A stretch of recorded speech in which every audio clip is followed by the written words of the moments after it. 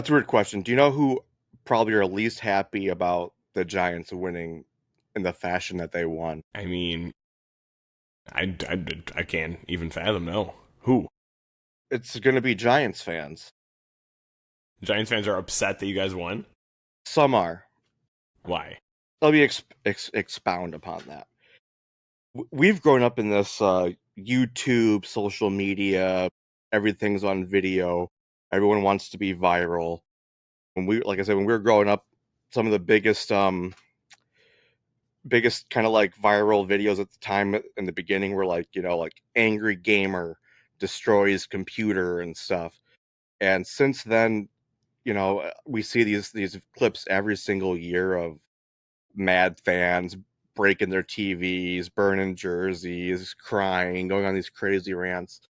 And because those videos are the ones that get all the views, it's created this culture of this the fan who spends most of their time shitting on their own team. And part of that is they want the virality that comes from The if engagement, you know. yeah, if you go on some type of epic rant, then you're likely to get a lot of views on YouTube or even be featured on some actual show that will inevitably gets you the views that you were looking for to begin with, because everyone thinks that's so fucking funny that, oh, look at this guy lose his mind, look at this guy punch a TV. I wonder how many people have punched TVs and they didn't get more than 100 views or whatever.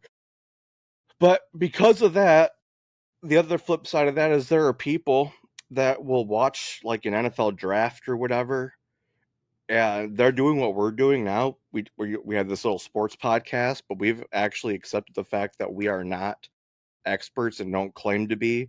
We're just two fans that are gonna just talk and see what happens, and hopefully give people a couple laughs here and there. But people also do this because they think that they actually know more than everybody else. And because of that, if their team makes a pick they don't like, they kind of openly root for that player to fail, even if they're on their team. Mm-hmm, Or mm-hmm. or they're waiting for that one moment for that player to make a mistake to jump down their throat. Let me tell you something about Cam Scatabo. I've been on record saying, when we drafted him, I didn't understand the pick because I thought Tyrone Tracy played really well last year, I, and I I thought agree. we had other needs, and the Torrey Horton thing I thought would be great, but to have another uh, weapon at receiver, because right now, yeah, wouldn't we love to have Torrey Horton too? I would, Yes. without neighbors. But I never, other than the CTE type jokes about Cam Scatabo because of the way he plays and kind of like the way he looks. And I don't know if you've seen many interviews with him, but let's just say he's a man of few words. If you He's a know what I football player through if and you know through, what I yes. mean, yeah, he is definitely like a frat bro, or a frat dude bro. Is that like a dude bro? Is that a You're thing?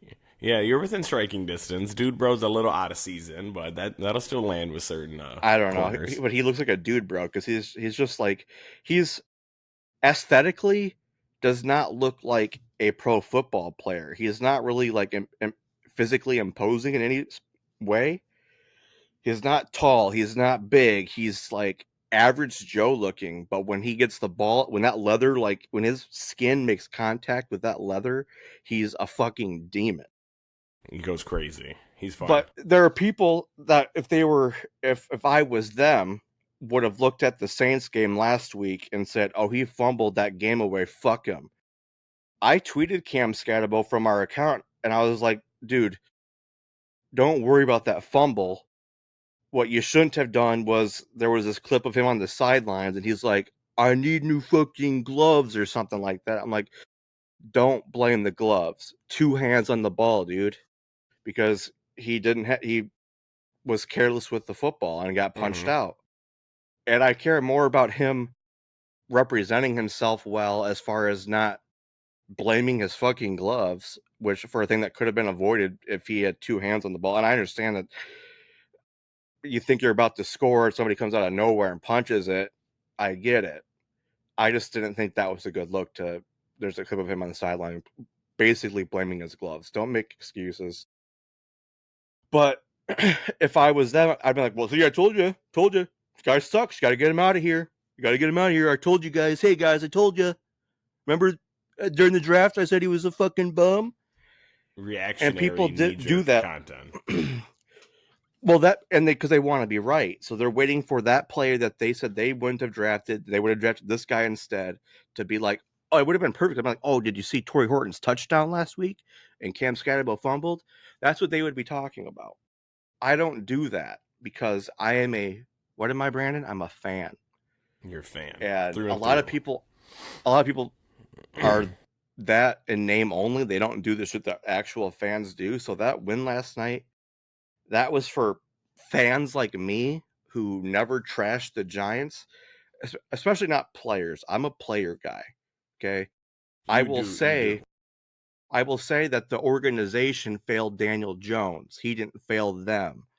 I will say that the play calling, in situations where I've talked about how they, will be first and goal from the 2 and throw it 3 times is fucking stupid. But a lot of people, I think, I, I've been watching a lot of YouTube forever, and so I follow a lot of Giants fans that make content through this podcasting thing and TikTok.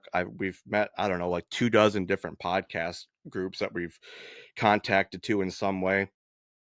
Some of them are Giants fans, and a lot of content creators. And I only thought of it because you just said the sky is falling in these Reddits.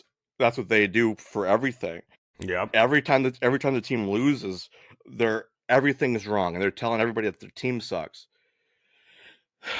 I'm kind of like the resident wrestling fan too, right? And one of my favorite people of all time is Jim Cornette, and I think he credited another guy named Dutch Mantel for this quote. But in wrestling, Dutch Mantel said something like, "I miss the days when the marks were in the crowd," and what that meant is, like it was when we were growing up, the people that talk shit about the Giants would be Eagles, Cowboys, and Washington fans, and that Hmm. week's opponents. Now the call is coming from inside the house.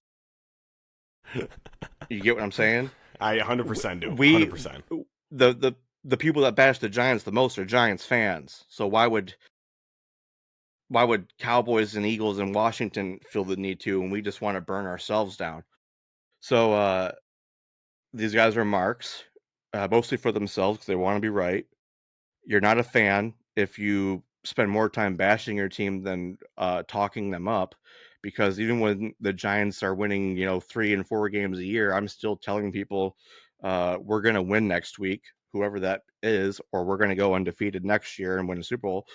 Uh, but now I think I finally have kind of a little bit of a reason to start heading in that direction realistically.